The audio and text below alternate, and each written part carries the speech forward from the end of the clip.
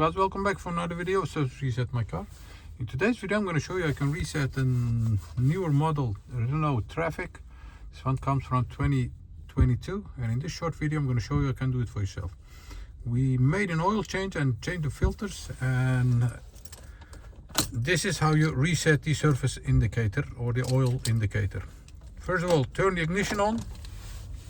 Then we're going to use these buttons over here.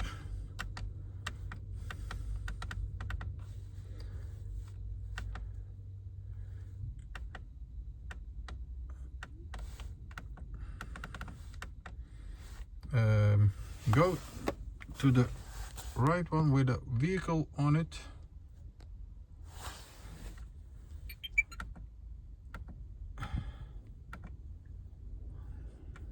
Scroll down with these arrow buttons over here, and when you find the oil change indicator over here, just press and hold on the OK button for about 5, 6, 7 seconds, and you'll see it blinking, and release the OK button when it stops blinking.